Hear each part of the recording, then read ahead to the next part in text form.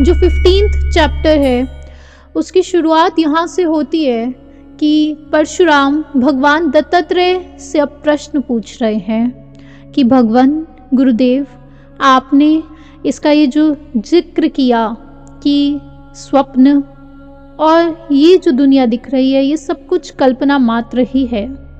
ये जो जान लेते हैं वो ज्ञानी होते हैं, क्योंकि जिसने अपना स्वरूप जान लिया वो जान जाता है कि बाकी सब कुछ मायावी है, कल्पना है, इमेजिनेशंस है। जो ये जान जाता है वो ज्ञानी हुआ। भगवान, ज्ञानी तो मैंने अनेक देखे हैं। ज्ञानियों का जो व्यवहार दिखता है वो इतना डिफरेंट कैसे हो सकता है? जैसे कोई तो ज्ञानी होते हैं जो शास्त्र पढ़ा रहे होते हैं, कोई ज्ञानी ऐसे होते हैं जो शास्त्र को लिख रहे होते हैं, जो सिर्फ पूरा जीवन शास्त्र लिखते रहते हैं। कोई ऐसे होते हैं जो पूरा जीवन प्रवचन देते रहते हैं। कोई ऐसे होते हैं जो भारी घोर तप करते हैं पूरे जीवन में। कोई ऐसे होते हैं जो अवधूत होते हैं। कोई ऐसे होते हैं जो मस्त रहते हैं, दुनिया समझती है बिल्कुल पागल है, दुनिया को पागल लग रहे होते हैं, जिनके कोई व्यवहार जानने में समझ नहीं आता, लेकिन वो भी बहुत ज्ञानी होते हैं, वो मस्त होते हैं। कोई तो ऐसे होते हैं जो सिर्फ मंत्र पढ़ते हैं पूरे जीवन में, और कोई तो ऐसे होते हैं जो शासन कर रहे होते हैं, पूरा राजपाट संभाल रहे होते हैं, शासन कर रहे होते हैं। तो ऐसे इतना अलग अलग व्यवहार क्यों जानने में आ रहा है सबका? क्या है सबसे सही व्यवहार? क्या है कि ये जो जीवन मुक्त अवस्था है, जब सम्यक दृष्टि हो जाती है, जब अपना स्वरूप पता चल जाता है, उसके बाद ही हम उसे ज्ञानी कहते हैं। तो क्या व्यवहार दिखता कैसा है वो? मुझे कैसे पता चलेगा कि मैं ज्ञानी हूं या नहीं, या दूसरा ज्ञानी है या नहीं? जो उनके गुरु हैं वो कहते हैं सबसे पहले कि परशुराम, तुम्हारा जो ये प्रश्न आया है, ये विचार खुद में बताता है कि सम्यक दृष्टि निकट है। आत्मा के गुण जिस पर्याय में झलकते हैं तभी ऐसा विचार आ सकता है। यही आत्मा के गुण झलक रहे हैं और ऐसा विचार आया है। ये प्रश्न का जवाब तुम्हें बताने के लिए मैं तुम्हें एक किस्सा बताता हूँ, राजा जनक और अष्टावक्र का। ये कहानी है एक राजा की जिसका जिक्र आप सबने सुना ही है, राजा जनक। उन्होंने एक यज्ञ किया, आत्मदेव की आराधना के लिए यज्ञ किया था, और उसमें उन्होंने 1000 से ज़्यादा ब्राह्मणों को इनवाइट किया। वो जो ब्राह्मण थे, वरुण देव का भी यज्ञ था, वहाँ से भी इनविटेशन आया था। तो राजा जनक की पूजा भक्ति से वो ब्राह्मण बहुत अति खुश रहते थे, तो इसलिए वो वरुण देव के यज्ञ में नहीं गए और वो राजा जनक के जो यज्ञ था वहाँ पर जाकर उपस्थित हुए। अब वरुण का जो पुत्र था उसे बात जची नहीं कि हमने इतना बड़ा यज्ञ किया लेकिन इस सारे ब्राह्मण हमारे यज्ञ में नहीं आए। तो फिर उन्होंने एक युक्ति लगाई। वो राजा जनक के उस महल में गए और जहाँ पर वो सारे ब्राह्मण बैठे थे, और वहाँ पर जाकर उन्होंने टिप्पणी करना शुरू किया सभी ब्राह्मणों पर। उन्होंने कहा कि मैं इस सभा में देखता हूँ कि कोई भी ज्ञानी मौजूद नहीं है। मेरे जो शास्त्रों के तर्क हैं वो ये लोग तोड़ नहीं सकते। ऐसे अज्ञानी लोगों के बीच में मैं नहीं बैठूंगा, ऐसे कौओं के बीच में मैं नहीं बैठूंगा, मैं क्योंकि बहुत ज्ञानी हूँ। जिससे वो जो ब्राह्मण वहाँ पे बैठे थे उन्हें बहुत गुस्सा आया, और फिर उन्होंने कहा कि ज़रा तुम भी बताओ तुम्हारे क्या प्रश्न है, ज़रा हम भी शास्त्रार्थ करें और तर्क लगाएं, ज़रा देखें तुम्हारा ज्ञान।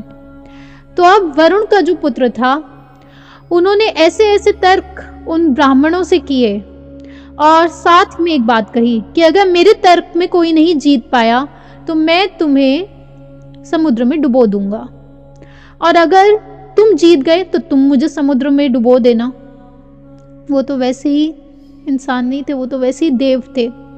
तो वो जानते थे कि मेरे को समुद्र में कोई डुबो नहीं सकता, और इनको मैं समुद्र में डुबोकर अपने यज्ञ में ले जाऊंगा।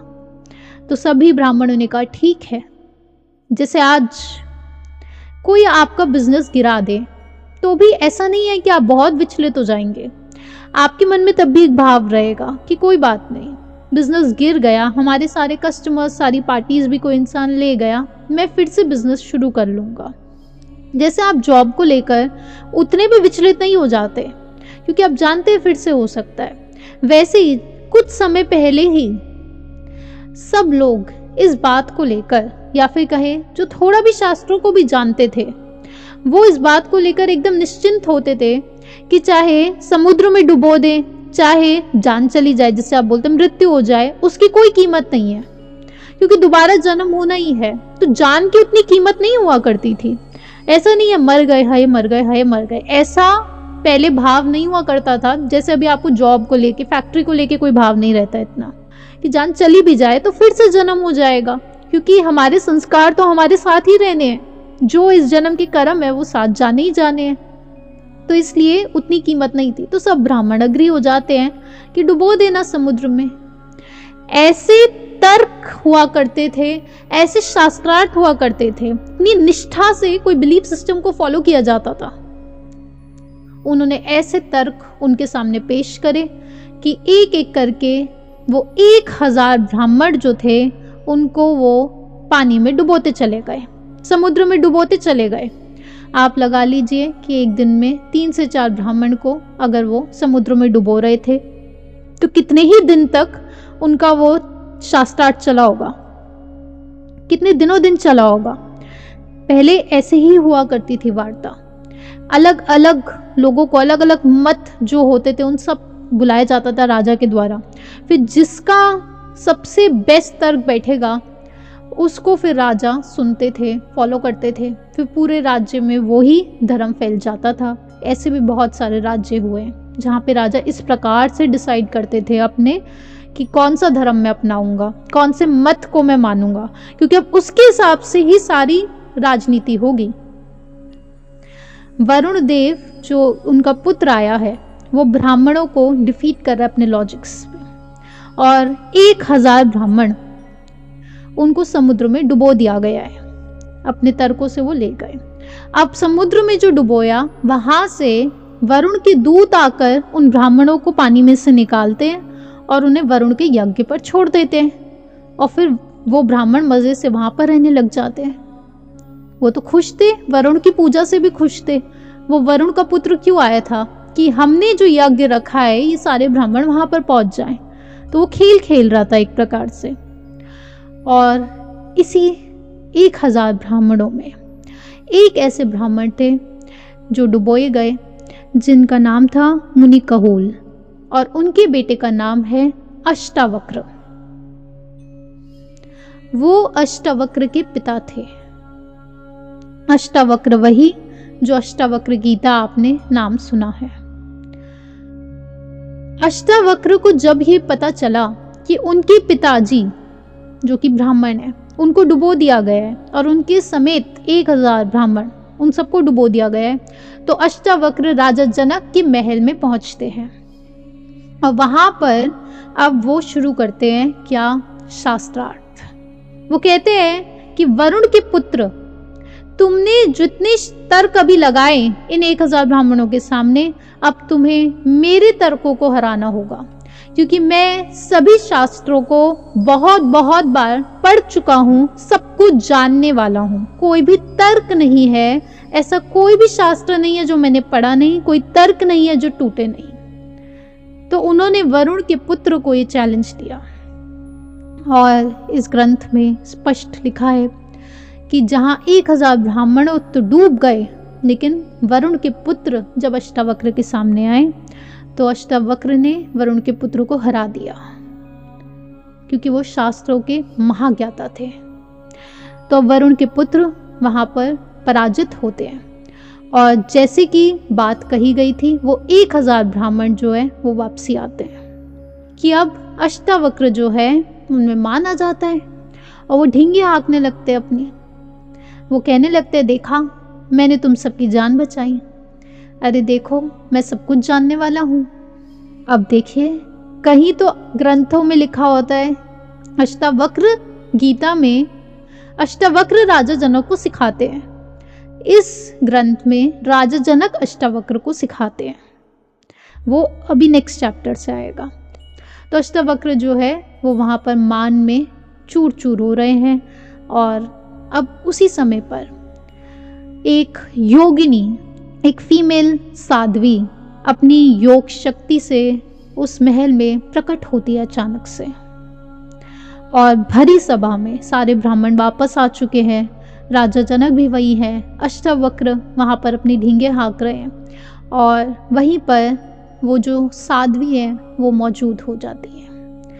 अष्टावक्र की मन की पर्याय को वो जान लेती है अपनी योग शक्ति से, उन्हें मनोपर्याय ज्ञान हो जाता है। वो अष्टावक्र के सामने जाती है और कहती है, केवल 3 बातें कहूंगी, बस उसका जवाब देना अष्टावक्र। तुम इतने महाज्ञानी, तुमने 1000 ब्राह्मणों को बचाया, तुमने वरुण के पुत्र को हराया, अब तुम मेरे 3 प्रश्नों का जवाब दोगे, उसके बाद मैं यहाँ से चली जाऊंगी। तो अष्टावक्र तो बेहद ही कॉन्फिडेंट, सारे शास्त्रों के ज्ञाता, वो कहते हैं क्या पूछो। उनके 3 प्रश्न कुछ इस प्रकार से थे। पहला प्रश्न, अष्टावक्र ये बताओ कि वो कौन सा पद है जिसे जानने के बाद कुछ भी और जानना शेष नहीं रह जाता। पहला प्रश्न। दूसरा प्रश्न, वो कौन सा पद है जिसे जानने के बाद अमर पद, अमरता रियलाइज हो जाती है, यानी कि अब कभी कुछ भी मरने वाला नहीं है, अमरता, इमॉर्टल, अमरता रियलाइज हो जाती है, वो कौन सा पद है। तीसरा, कि वो कौन सा पद है जिसे जानने के बाद कोई चाह नहीं रह जाती, सभी चाह मिट जाती है, सारी डिजायर्स मिट जाती है, वो कौन सा पद है। अष्टावक्र कहते हैं, आप भी अपना जवाब मन में सोचें, वो कौन सा पद है जिसे जानने के बाद कुछ शेष नहीं रह जाता, जिसे जानने के बाद कोई चाह नहीं रह जाती, सारी चाह मिट जाती है, जिसे जानने के बाद अमरता रियलाइज हो जाती है। अष्टावक्र जवाब देना शुरू करते हैं कि वो जो पद है वो है शिव पद, सिद्ध पद। उस पद को जब जान लिया जाता है तब जानने में आता है कि वो अनंत है, वो अनादि है, असीम है, उसकी कोई सीमा नहीं है। वो द्रव्य, क्षेत्र, काल, भाव इन सब से परे है, यानी कि काल उसमें एंटर नहीं करता, स्पेस उसमें एंटर नहीं करती, टाइम उसमें एंटर नहीं करता, वो इन सब से परे है। यही आप सबके भी जवाब है, यानी कि आत्मा के सारे गुण बता दिए। वो ऐसा पद है जिसमें जानने में आता है कि मैं अखंड हूं। वो ऐसा है जो चिन्मय मात्र है, यानी कि चित स्वरूपा है, चैतन्य, कॉन्शियसनेस है, बस चिन्ह मात्र है। और आखिरी में वो कहते हैं, वो ऐसा पद है जैसे शास्त्रों में जिक्र होता है। उन्होंने वही बात बोल दी कि वो ऐसा पद है जिसे बताया नहीं जा सकता, जो जानने योग्य नहीं है, उसे कोई दूसरा बता नहीं सकता। अब ये बात उन्होंने कही कि कोई दूसरा उसे जान नहीं सकता, क्योंकि दूसरा उसका ज्ञाता है ही नहीं। इसका मतलब है खुद से ही तुम जानोगे, कोई दूसरा उसका ज्ञाता नहीं है, खुद से ही तुम उसे जानोगे, तो इसलिए बताया नहीं जा सकता। अब यहां पर वो जो विदुषी साध्वी थी, उन्होंने बोला, अष्टावक्र, तुमने जो बात कही ये शास्त्रों की, यहां पर दोगलापन है, ये दोगलापन है तुम्हारा। तुम मुझे इस प्रश्न का जवाब दो। अब तुमने कहा कि कोई दूसरा उसे जान नहीं सकता, एक तरफ तुम कहते हो कोई उसे जानता नहीं, और दूसरी तरफ तुम कह रहे हो कि उसे जानकर अविनाशी हो जाते हैं। तो तुमने जाना या नहीं जाना, ये बताओ। तो अब यहाँ पर वो कह रही है कि तुम्हें आत्मा की अभी प्रत्यक्ष अनुभूति नहीं हुई है, तुम्हें आत्मा की प्रत्यक्ष अनुभूति नहीं हुई है। तुम्हें अभी शास्त्र पढ़कर, सारे शास्त्रों को तुमने पढ़ा और आत्मा को भी तुमने कल्पना बना दिया है। आत्मा की भी तुम्हें कल्पना हो गई है, आत्मा की प्रत्यक्ष में अनुभूति नहीं हुई है अभी तक। अब अष्टावक्र ने यह भी कहा कि ये सारा संसार जो है ये आईने में दिखने वाली एक परछाई की तरह है। तो वो कह रही है कि जब तुमने खुद बोला कि ये जो पूरा संसार है ये एक आईने में दिखने वाली परछाई की तरह है, यानी कि जैसे मिरर में रिफ्लेक्शंस पड़ रहे हैं, मिरर में रिफ्लेक्शंस पड़ रहे हैं, बिल्कुल वैसे ही ये पूरा संसार है, यानी कि कल्पना मात्र है। तो इमेजेस कहाँ से आई ये तुम नहीं जानते, मिरर कैसा दिखता है वो तो तुम नहीं बता रहे, यानी कि चिति की कल्पना है सब कुछ। इमेजेस यानी कि कल्पना, जो रिफ्लेक्शंस यहाँ पे बोल रहे हैं मिरर की रिफ्लेक्शंस, वो है कल्पना। और मिरर यानी कि चिति, तो चिति कैसी है वो तुम नहीं बता रहे हो, यानी कि अभी अनुभूति नहीं हुई है। अभी तुमने शास्त्र पढ़कर बस आत्मा को भी एक कल्पना बनाकर रख दिया है, यानी कि विचार बनाकर रख दिया है। कल्पना यहाँ पे मीनिंग है विचार, यानी कि ज्ञेय, वो सिर्फ एक विचार है तुम्हारा। तुमने अभी मिरर की तरफ नहीं झांका, कभी तुम शांत बैठकर मिरर की तरफ नहीं देख रहे थे, वो भी एक विचार ही बन गया। आत्मा ऐसी दिखती है, आत्मा वैसी दिखती है, ये सिर्फ एक विचार मात्र है। लेकिन विचार से परे क्या है, विचार जान कौन रहा है उस पर तुम्हारा ध्यान नहीं गया अभी। अब यहाँ पर जो अष्टावक्र है वो एकदम चुप हो जाते हैं। अष्टावक्र सचमुच ज्ञानी थे, इसलिए नहीं कि उन्हें शास्त्र जानते थे, उनमें ज्ञान की इतनी इच्छा थी, इतनी उन्हें महिमा थी ज्ञान की कि पहले शास्त्र समझे, सब कुछ लर्न कर लिया है, सब कुछ आता है। लेकिन अब जब भरी सभा में उनका तर्क टूटा, भरी सभा में, और अचानक से जैसे ही उन्हें ये प्रश्न उन्होंने सुने और इसके जवाब उनके पास नहीं थे, वो तुरंत समझ गए कि कुछ है जो अभी मैं नहीं जाना, अभी मेरा ज्ञान पूरा नहीं हुआ है।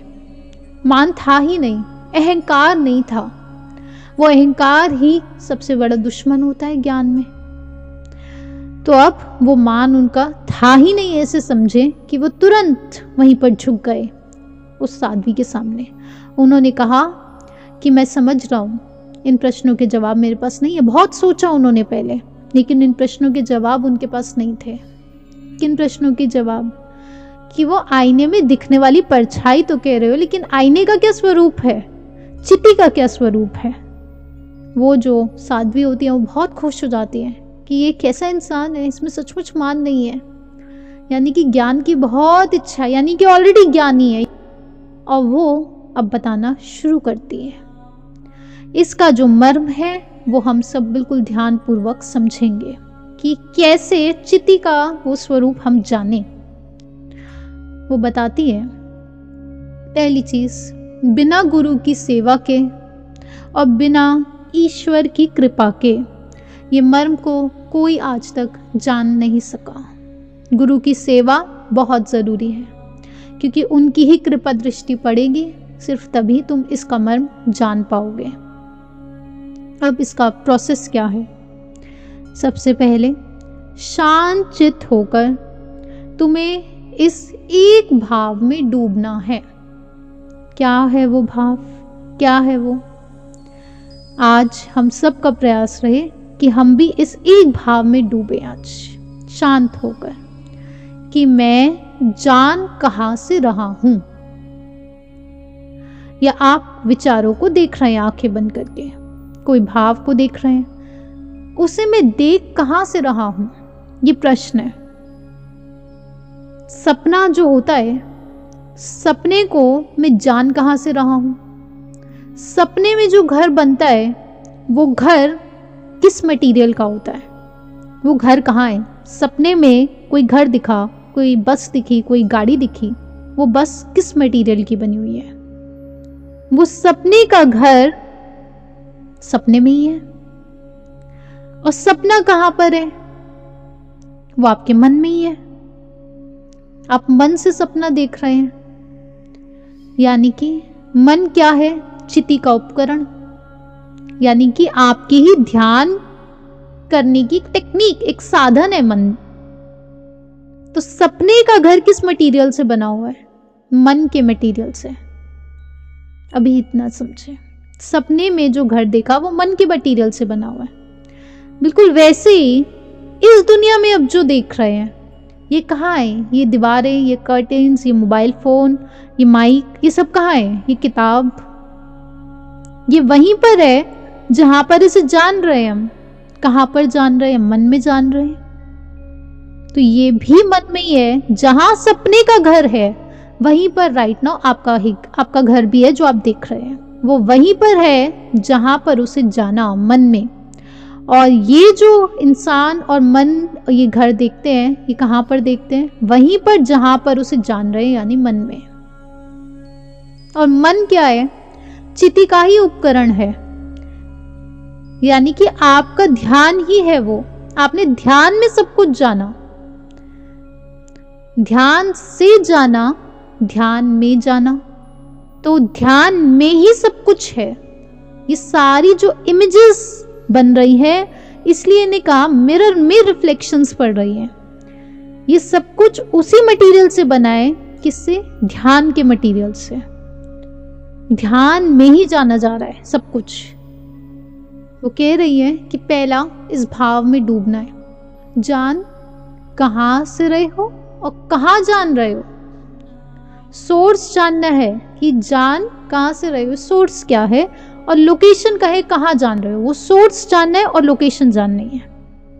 ये दो प्रश्न हैं। इसके आगे जैसे कोई सूरज होता है, सूरज का प्रकाश पड़ता है तो सारी चीजें हमें जानने में आती हैं। ये इस पौद्गलिक दुनिया में सूरज हमें डिफरेंट लगता है और सनलाइट प्रकाश हमें अलग लग रहा है।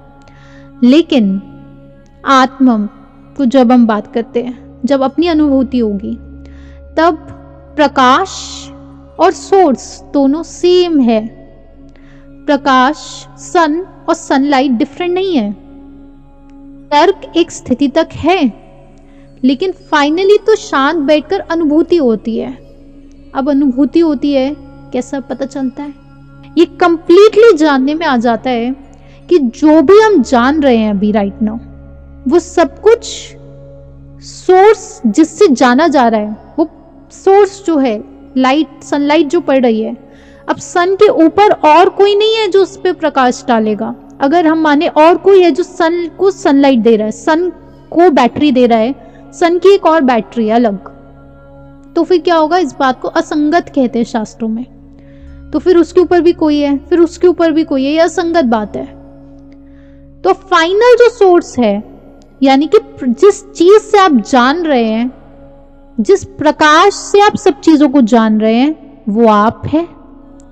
और प्रकाश का सोर्स और प्रकाश यहाँ पे डिफरेंट नहीं है। इसलिए आप ज्ञेय नहीं, ज्ञान मात्र, ज्ञाता नहीं। ज्ञाता यानी कि मैं सोर्स हूं, ज्ञेय यानी कि मैं ही रिफ्लेक्शंस हूं और मिरर की रिफ्लेक्शंस की तरह। और ज्ञान यानी कि प्रकाश ही प्रकाश है, सिर्फ सोर्स खुद में भी नहीं, सिर्फ प्रकाश ही प्रकाश है। सोर्स और प्रकाश सेम है। आत्मा खुद में प्रकाश ही है, यानी कि ज्ञान ही है, ज्ञाता नहीं, ज्ञेय नहीं। सिर्फ और सिर्फ अनुभूति की देरी है। जब ये भाव होगा, मैं कहां से जान रहा हूं और मैं कैसे जान रहा हूं। सोर्स क्या है? वो सपना जो दिख रहा है उसका घर कहाँ है? क्योंकि जब अनुभूति होती है तो ये जानने में आता है कि हर समय पर आत्मा की अनुभूति हो ही रही है। ऐसा एक भी समय नहीं है कि आपने अपने से बाहर कुछ देखा हो, क्योंकि आपने आज तक अपने को ही देखा है। अभी हमें लगता है नहीं, हम बाहर देख रहे हैं, हम बाहर देख रहे हैं। फिर वही अंदर और बाहर कि वो बाउंड्री क्या है? क्या ये बॉडी उसकी बाउंड्री है? बाउंड्री कहाँ है? अंदर और बाहर क्या है? तो हमने आज तक, आत्मा ने अपनी ही अनुभूति की है आज तक, अपने अलावा उसने आज तक कुछ देखा ही नहीं है। मिरर को ही देख रहा है, उसने बाहर कभी कुछ देखा ही नहीं है, अपने को ही देख रहा है। तो जिसको आत्मानुभूति हो जाती है वो जानता है ये बात कि मैंने आज तक आत्मानुभूति हो ही रही है हर समय, इसलिए मोक्ष पद रियलाइज होता है। कोई जगह है, कहीं जाना नहीं, वो व्यवहार से बोल देते हैं कि मोक्ष मिल जाएगा, मोक्ष परम पद मिल जाएगा, लेकिन मोक्ष यानी कि अपनी रियलाइजेशन हो जाएगी, सेल्फ की रियलाइजेशन होगी कि मैं तो मोक्ष स्वरूपी ही हूँ। मोक्ष मेरा सिंहासन नहीं, मैं स्वयं मोक्ष स्वरूपी हूँ। तो मोक्ष जाने की कोई जगह नहीं, यानी कि हर समय हम अपने को ही जान रहे हैं, अपने में ही जान रहे हैं, सब कुछ मुझ में ही घटित हो रहा है। और इसी को ही शक्ति महादेवी, इसी शक्ति को महादेवी त्रिपुरा कहते हैं। ये वो साध्वी अष्टावक्र को बता रही हैं कि इसी को शक्ति त्रिपुरा कहते हैं।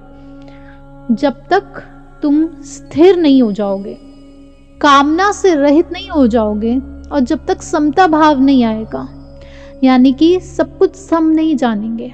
अभी तो हम 2 डिशेस को सम नहीं जान पाते। अभी तो हम मॉल के आप कपड़े ले रहे हैं, ब्रांडेड कपड़े ले रहे हैं, उनको सम नहीं जान पाते। अभी तो मनी के ही सिस्टम से बाहर नहीं आ पाते। अभी तो कोई कुछ कह दे या नहीं कह दे, उसको ही सम नहीं जान पाते। तो फिर सुख और दुख में उलझे रहेंगे। जब तक सुख दुख कल्पनाएं, सुख और दुख अनुभव होता है, कोई चोट लग जाए, पेन हो जाए, फ्रैक्चर हो जाए तो दुख लग रहा है वो, लेकिन माया है, यानी अनित्य है, कुछ समय बाद चला जाता है। किसी की डेथ हो गई, आप रो रहे हैं, दुख हो रहा है, डेथ हो रही है, लेकिन ये दुख भी अनित्य है, ये भाव रहता है हर समय। तो वो अंत में कहती है कि अष्टावक्र, अपनी कामनाओं का परित्याग करो, केवल ये मेरे बातें करने से तुम्हें आत्मानुभूति हो जाए, ऐसा नहीं। अब इसके आगे तुम राजा जनक को अपना गुरु मानो, क्योंकि इस पूरी सभा में इस समय पर जो सब कुछ जान रहे हैं, यानी कि जो बहुत ज्ञानी है, वो केवल एक मेरी पर्याय है और एक राजा जनक की। ऐसा वो साध्वी योगी वो बोल रही है अष्टावक्र को कि मैं अब यहाँ से चलती हूँ और अब राजा जनक तुम्हें इसका बोध कराने में हेल्प करेंगे। और फिर लिखते हैं वो इस ग्रंथ में कि वो हवा की तरह वहाँ से गायब हो जाती है।